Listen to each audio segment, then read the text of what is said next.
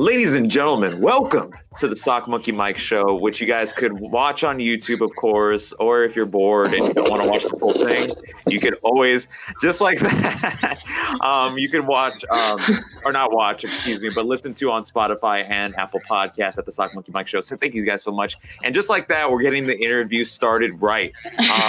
With a little dose of reality. I'm talking to Miss Reality herself, the lover of Popeyes, why Popeyes is the best chicken in all of the land. And not only that, but a volcano actually inspired her to become a professional wrestler. So ladies and gentlemen, let me introduce you to the one and only Miss Reality herself, Madi Wrenkowski. How are you? I'm good. How are you?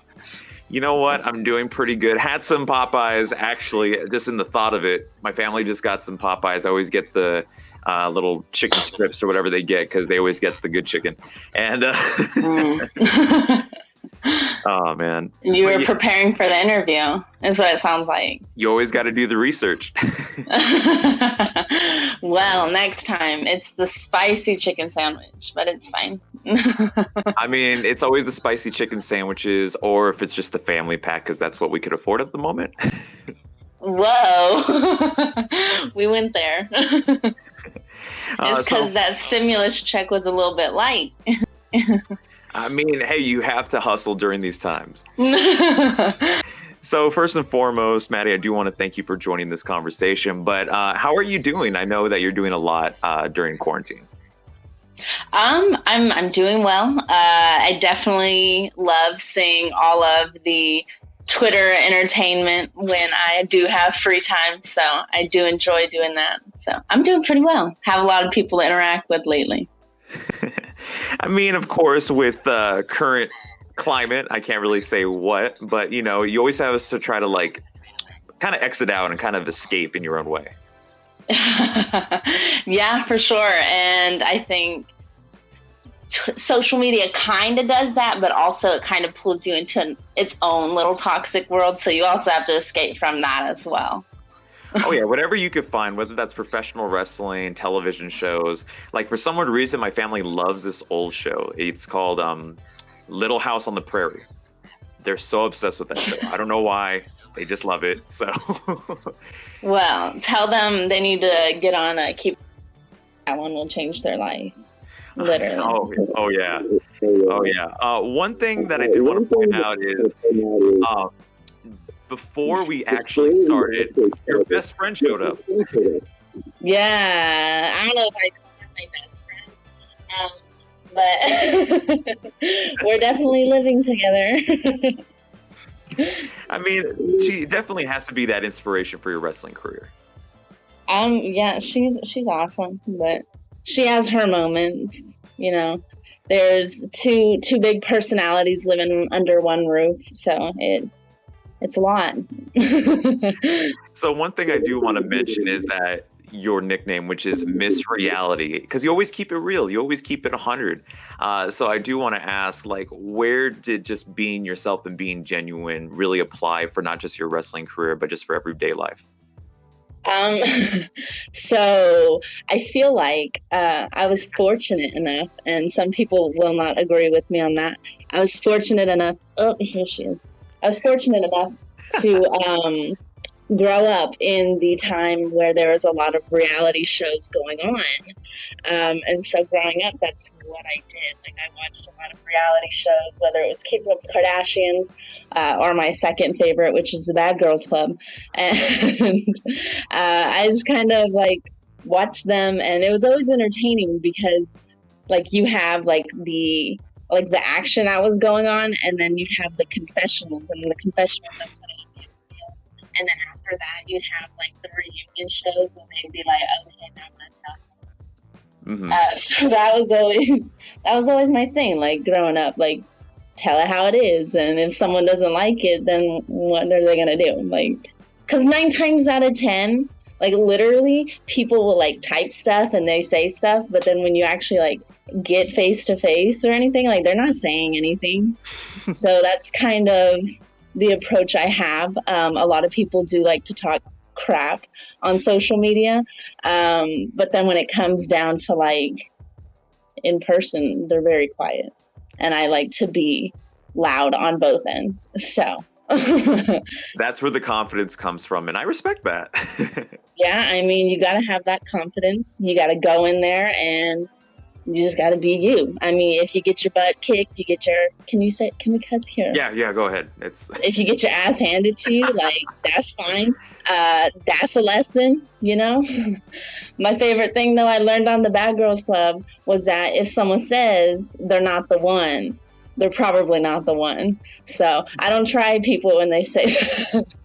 You always have to be real, and you always have to tell them how it is. One thing I'm very interested in knowing, since you are a fan of the Kardashians, aside from Kim, of course, is there a favorite Kardashian that you have? Of course, and Kim's definitely not the favorite. It's definitely Kourtney. Kourtney is queen. She is it. Yeah. She, I think, probably has like literally the most iconic one-liners, and she literally like tells it like it is, and she does not even care. Like, even in these later seasons, like, she's kind of phasing out because I think she says like what she thinks too much, so the sisters are like getting sick of her. But of course, like, the most famous Kourtney one-liner is when they're in Bora Bora and she loses her earrings, and Kourtney's like, "Kim, there's people dying." It's great. It's true. There are people dying. But like $1 million earrings, I would definitely be in that water like all night long looking for that earring. I mean, so hey, I see both sides, but Kourtney's definitely the best. Oh yeah, I mean, once we do find that earring once in a while, hopefully we do get that reality that does kick in for the Kardashians. Yeah, maybe I need to take a trip to Bora Bora. I'm sure, like, after people saw that, like, who wouldn't like go scuba diving to look for that earring? I mean, I would go scuba diving in general, even though I can't swim personally. I can't either. Hey, that's cool. I mean, hey. Yeah, I can doggy paddle really well though. So like, if we were in like the ocean, I would like keep myself alive, but I don't think that I could help anyone else out. So. I mean, hey, you got to do what you got to do to survive, even if it's sacrificing. So one thing wrestling. So one thing I do want to point out as well is that not only that you're the hugest Popeyes fan and also the hugest Kardashians fan and reality TV show fan, but also a huge animal person. Like, I'm an animal person myself, and I do give credit where credit's due. I have a dog of my own. His name is Bandit. He's chilling in the backyard, just chilling. I mean, of course, he has his crazy moments. He likes to go to the backyard to the other neighbor's dog and do some stuff I don't want to see. But at the same time, I mean, I love my dogs. I love my pets I've had over the years. So where did that love for animals really come for you? Yeah, I mean, I always grew up with dogs in the house, and I think the person in my life who had the most effect on it would be my aunt. She treated her dogs like they were her children. Like, she didn't actually have kids, so like we were kind of like her kids, but her dogs definitely got treated better than we did. Like, she treated us pretty good, but like they were like kings and queens. Like, if the dog wanted to sit in the front seat on the car ride, you were in the back seat. So I think she kind of just like gave me that love and kind of showed me that, like, as humans, like, animals can't speak, so we have to kind of be that advocate for them. And that's that's not almost why, that is why I ended up going to college and getting a bachelor in biology with certification in wildlife. Yeah, and speaking about that bachelor's degree, I mean, having a bachelor's degree in something that you love, especially with animals, I think that's absolutely awesome. Yeah, no, 100%. And my family was always super supportive. My dad would always tell me to like go to college and do something you love, not just something that makes money. And for that, I have to say thanks a lot, Dad. My student loan debt, that's there. And just because I'm doing something I love right now, it's not getting paid. But like, it's fine. I'm fine. If anyone wants to pay that off, like, I can give you my cash app. It's only like a couple That one. But I'm doing stuff I love, right? Well, yeah, as long as you're passionate about what you're doing. But of course, student loans will not go away anytime soon. I still have mine, and I'm barely at my 4th year of university. So it's. she likes the camera too much. You're fine. You're fine. I mean, hey, if she wants to make an appearance, hey, all pleasure to you. She doesn't. She talks too much. I don't know what she's saying. Now, speaking about Miss Reality herself, I mean, of course, when we talk about the animals and we talk about, I do want to point out also is what we mentioned about earlier, and is that how a volcano actually inspired you to become a professional wrestler. I looked up the story just a little while ago, and I was just mind blown with the story behind it. So for those who don't know, can you kind of give us a good deep dive into like what really was into that? Yeah, so as we talked about earlier, I did get a bachelor in biology with a certain wildlife. And so you kind of have 2 paths after you graduate.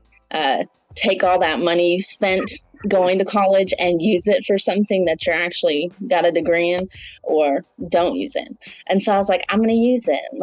So I applied everywhere in like national parks. Finally got a job at Hawaii Volcano National Parks. 2 weeks before I was supposed to go out, the volcano actually erupted. They were like, hey, you can wait or we can put you somewhere else. And I was like, yo, this is fate.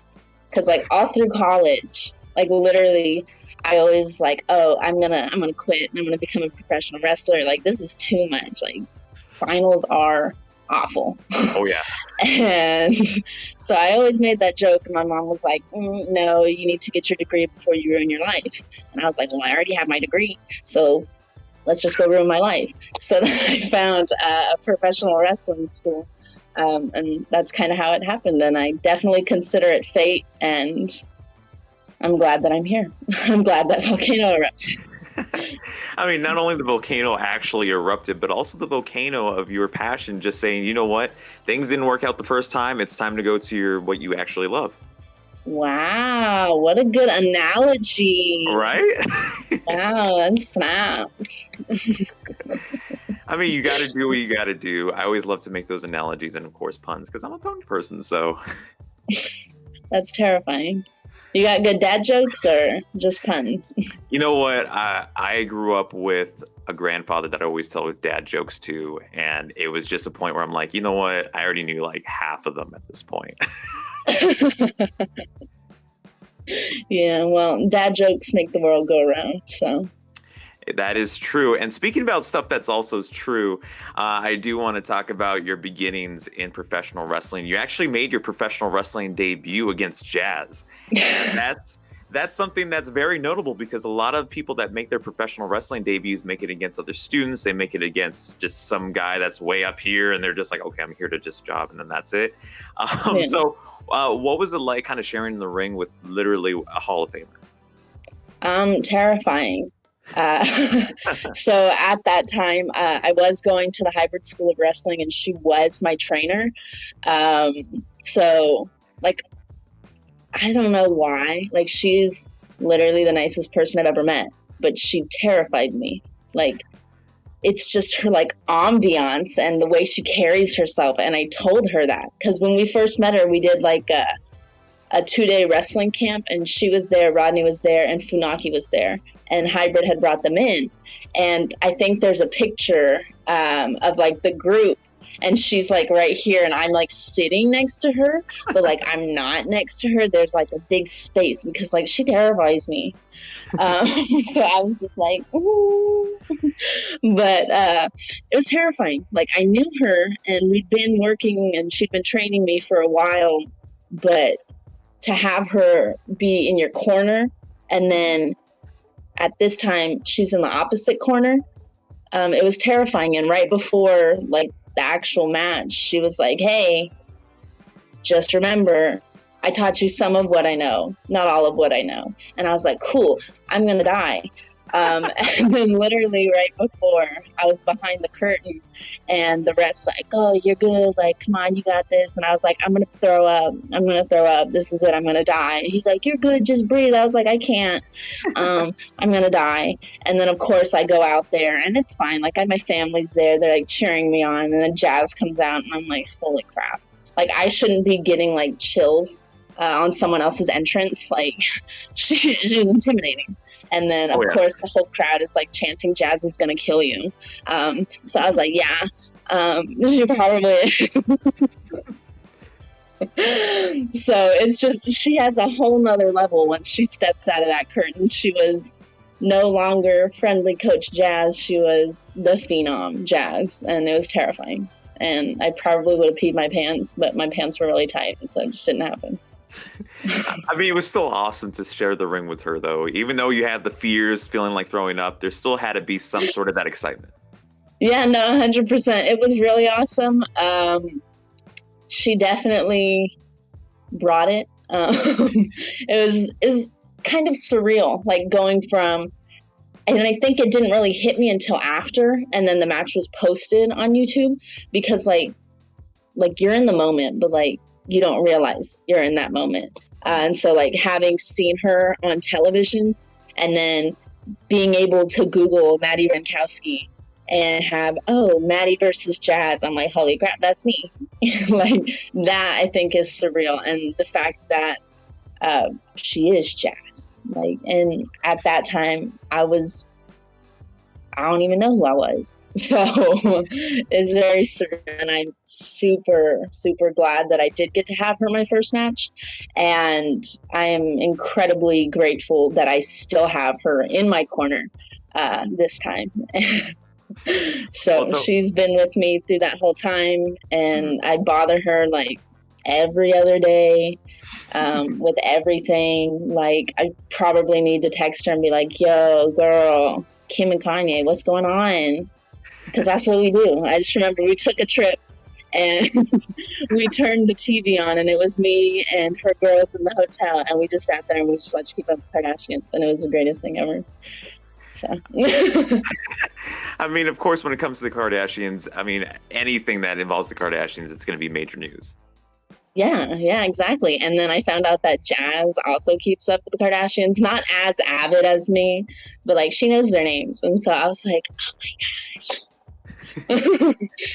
As far as I know with the Kardashians, my family's been watching, I think, ever since it started. But I'm not that too up to date to it, sadly. I mean, the last time I remember, and you're probably going to hate me for this because I'm not that kept up with it. Let's see. I believe Scott and Courtney were just breaking up like the second or third time. And I think, yeah, that's about right. And then I think, if I'm not mistaken, Courtney and Lamar were going through that whole situation where Lamar was in the hospital, I think. Oh, Chloe? Yeah, Chloe. Yeah, that was a little while ago. But I mean, not too much has happened. But my favorite thing I think about all of it, like I don't have cable because like who has cable anymore?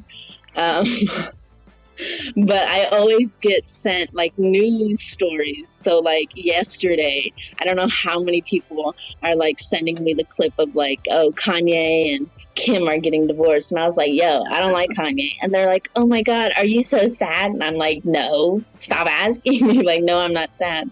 And then I think like earlier this week, Courtney like had announced that she decided that I think she said she's, what'd she say? A something. Basically, she is more attracted to herself than other people. And everyone's like, oh my gosh, come get your girl. I was like, first off, she's hot. Like, let her live.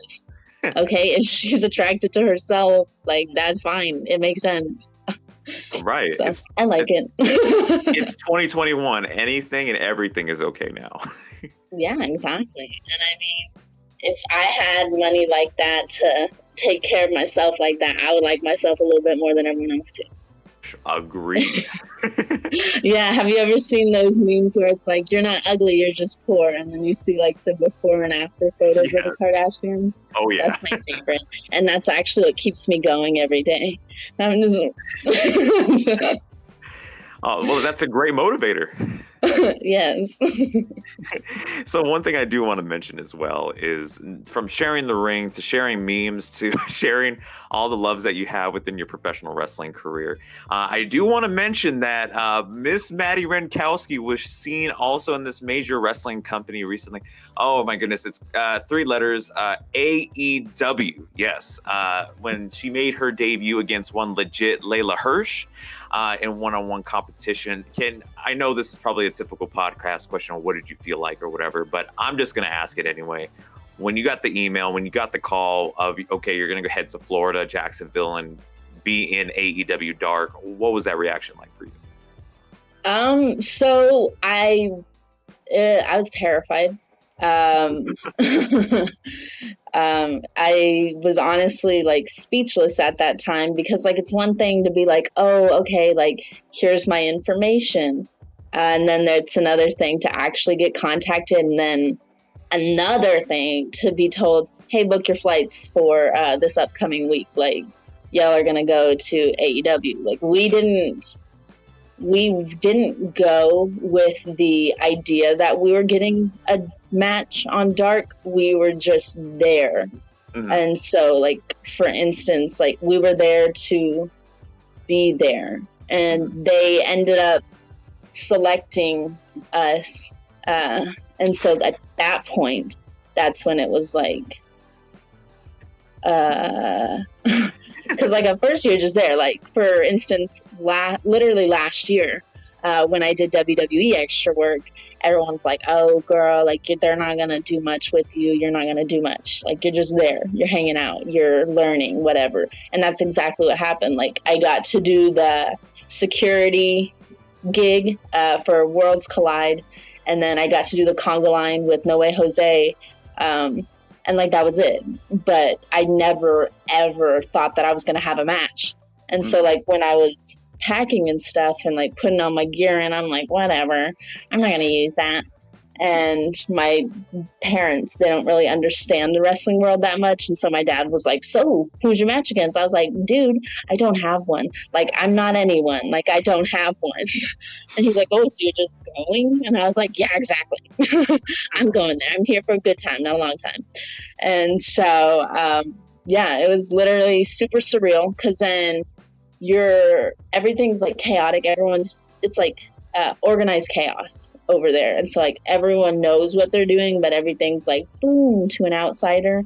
Like we got a message and we're like, hey, you need to be at the promo shoots from this time to this time. And of course, like any good like wrestler, we were a little bit late because it was like raining and I was not about to get my gear wet. So I was like, hey, sorry, it's a little bit of a walk, we're coming. And then I think at like 4 or so, they start writing the board. Mm-hmm. And then that's when we were like just standing there. Like everyone's just standing there looking. And then you see your name written on the board and you're just like, you're excited. But like your heart also drops because you're like, holy crap, that's me. Like that's my name. And I'm a very competitive person. And there's certain people like in life, I'm sure you have them too. Oh, that you don't necessarily like per se. And I'm just unfortunate enough to have traveled with one of mine, and her name came up on the board first, and I was like,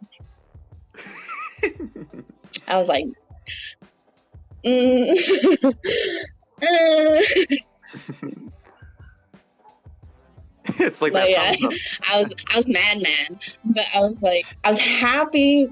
I was kind of like, oh, wow, good for you. Like, it was good for her, but I was like, what the? Mm-hmm. I was like, okay. And my inner monologue was like, okay, girl, like, you need to keep it together. Like, if you don't get one today, like, that's fine. But then I was also like, oh, you're going to be mad. This is going to be a weird car ride. Y'all have to stay in the same hotel together. Like, I hope I get one. And then my name got written on the board, and I was like, oh. Okay, I don't hate you that much, but I still don't like you. But it's fine.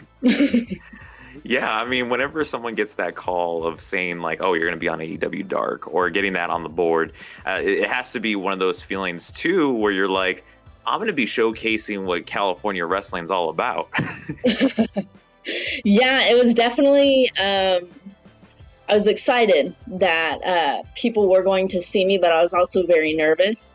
The wrestling world, the wrestling universe, the fans, they're very vocal. And I am still learning, and I think everyone's learning, but they will tear you a new one. And I've definitely been one of those. Where you watch something and you're like, ooh, trash. And so I definitely knew that once my name was up there, my skills, who I am, where I'm from, all of that was going to come on the chopping block. And that's like another level of anxiety right there. But I think I did pretty well for my first showing on AEW Dark. Well, of course, and then you got called back later on where you faced off against Leva Bates and so on and so forth. One sidebar question, because when you made your debut and you had that entrance theme, of course, I'm a huge fan. For those who know, I'm a huge fan of AEW Dark themes, even if it has to be the most generic of themes.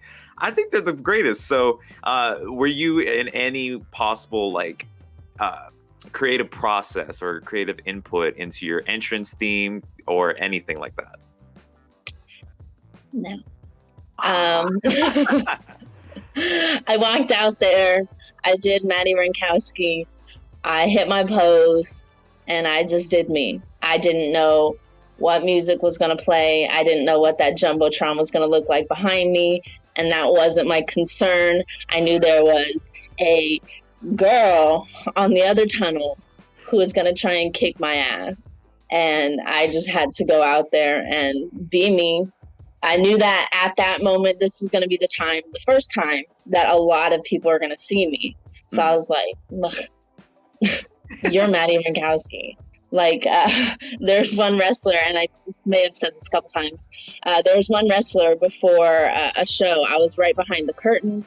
The last match was like rounding up. They were leaving the ring, and he was like, hey, go out there and just walk, hit your pose, and stand there for like 5 seconds.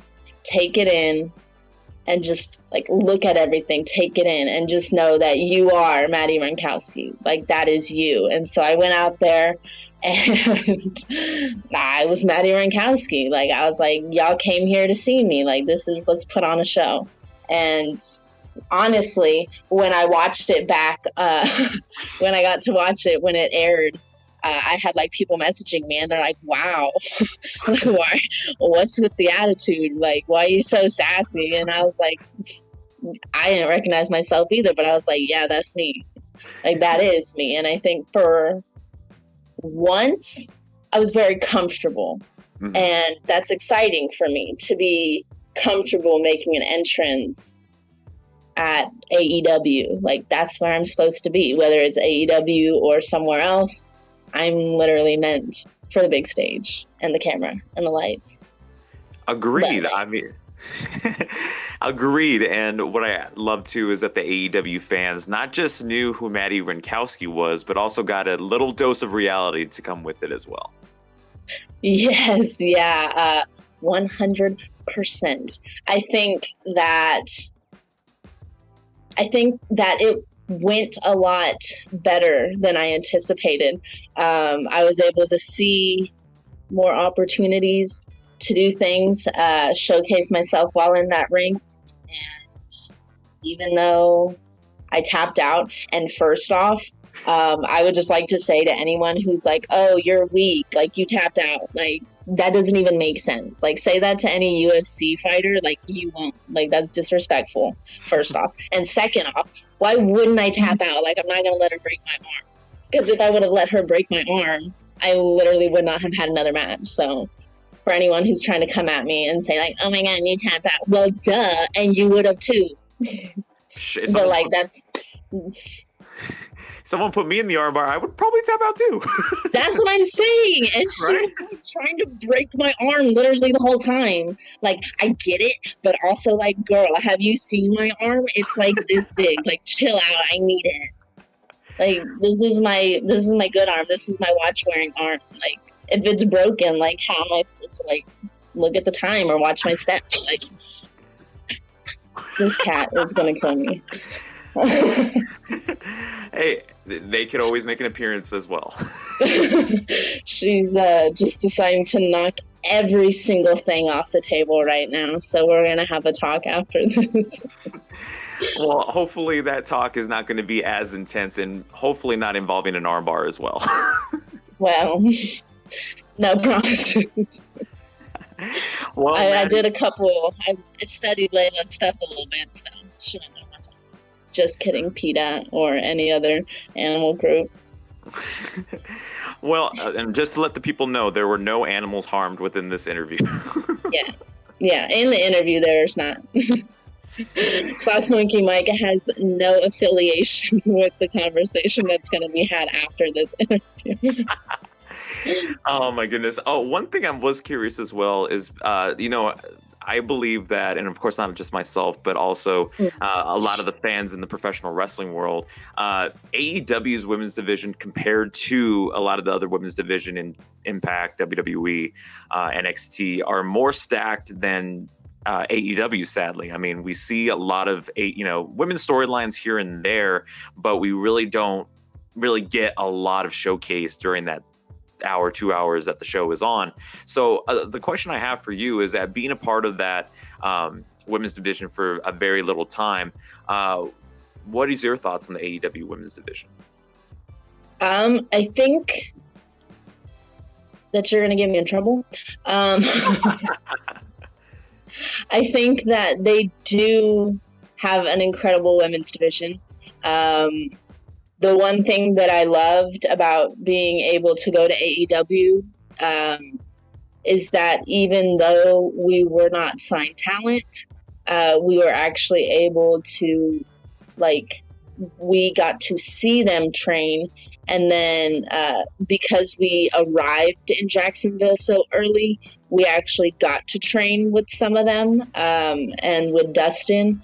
And so, I think they have a really good thing going there, but I definitely do agree that the women need to be showcased more. And that's just in general, anywhere. So seeing those 2 dark episodes that I was on, I really enjoyed how many women's matches there are. I think that they need to think about bringing more to Dynamite.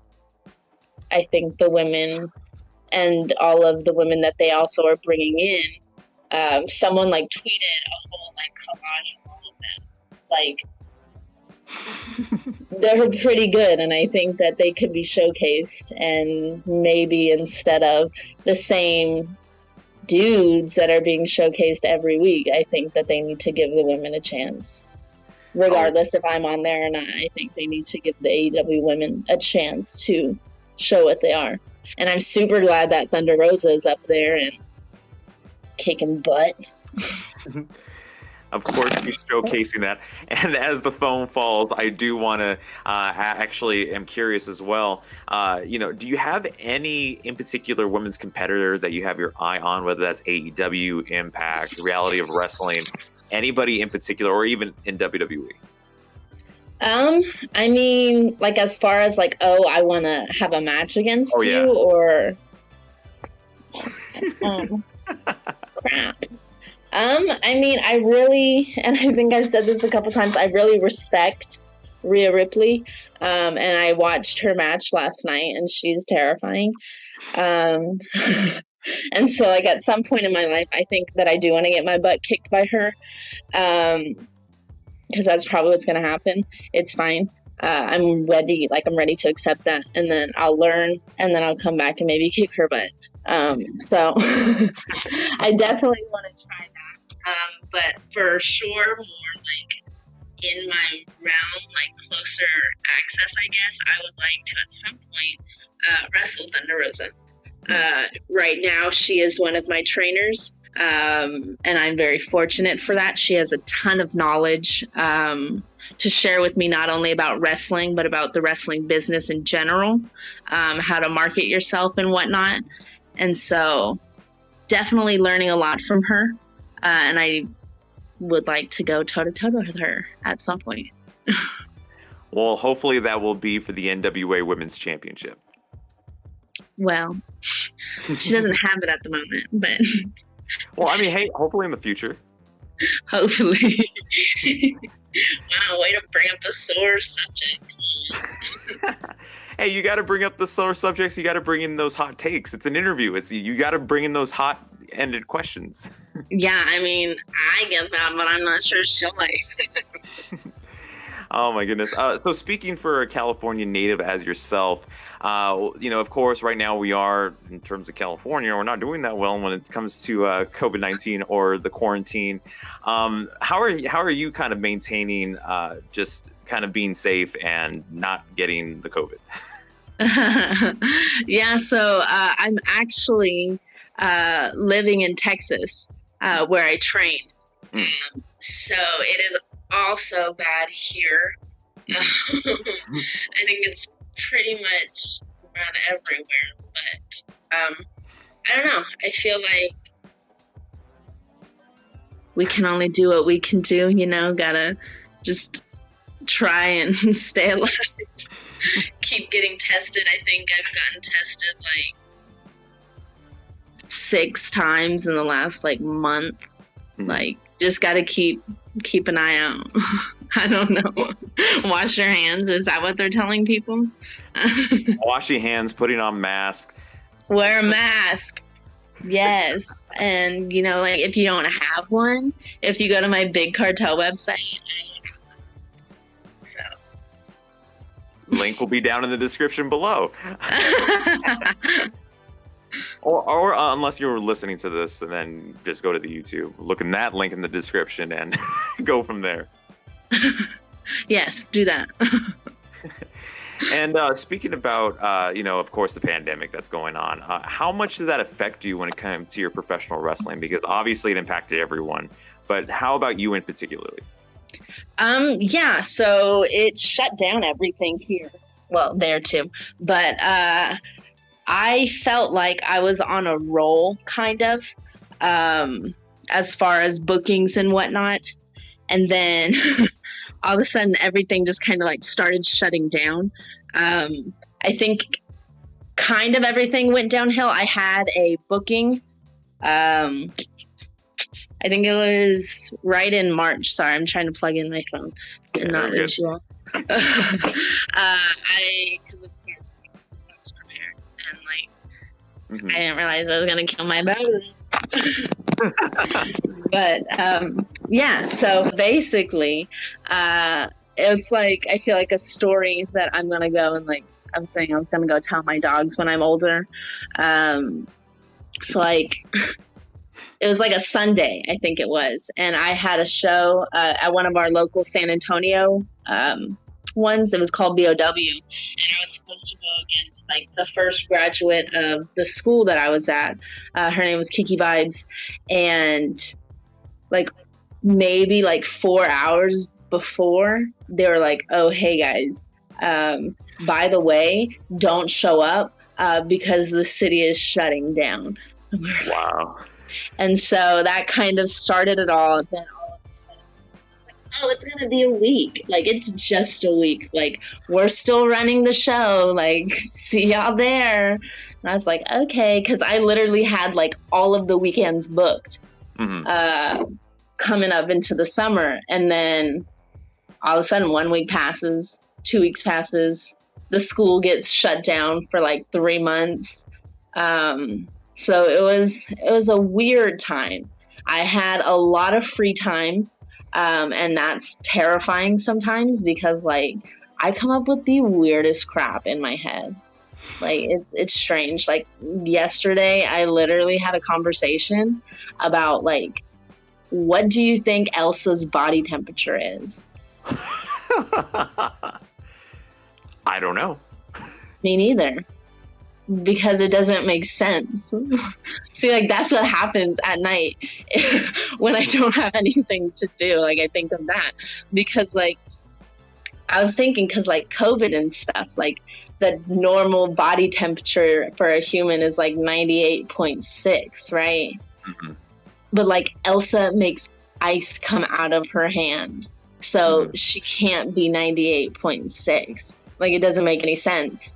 And then how is she, like, so cold, but, like, she can, like, grab her sister's hand and it'd be fine? But then also she can, like, touch ice and, like, not flinch. It doesn't make any sense. So I'm gonna need Disney to explain that to me because I have questions. Oh, I have questions myself, not just on that, but, like, why are waiters called waiters if you're the one waiting? Whoa. That's some good stuff right there. It's conspiracy. It's there's an old show that used to be on that was like that. Oh my goodness, I can't think of it right now, but it was one of those old shows that were like the Twilight Zone. There you go. The Twilight Zone, where it was just like aliens were just looking at you from above, and you were like, "Wow, so that didn't make sense at all." I think they kind of, like, revamped that. Have you ever seen Black Mirror? Yes, I have. It seems very similar. I like the ones where everyone was, like, rating each other. Mm-hmm. That would be so awful. It was just so much that's like, this goes to here and that's over there. Like, yeah, television is definitely interesting, and I've definitely gotten to watch a lot more Netflix than I should have due to quarantine. But I'm glad things are picking up now. oh yeah, I mean, for me, when it comes to Netflix, obviously probably the most number one thing you did during 2020 was probably watch Tiger King, which that's what I did too. Yes, I did. And ironically enough,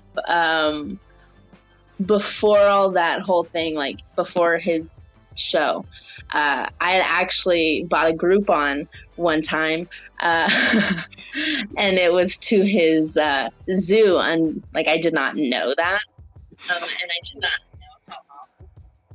But as soon as we got there, it was very apparent how awful he was. So, like the first maybe like 15, 20 minutes, they had us sitting in the bleachers, and there's like this big cage in front, and there's like 3 TVs right above.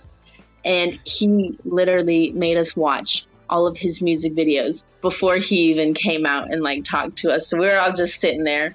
It's like my family full of grown adults, school children, like next to us, and just like a whole diverse group of people, because it was up in Oklahoma. Like, first off, Oklahoma. But that's a story for a different day. But yeah, it was terrifying, and he is probably one of the most incompetent people that I've ever met in my life. But that show was super crazy. And like Carol Baskin, I think that she just did what she had to do, and that's my thoughts.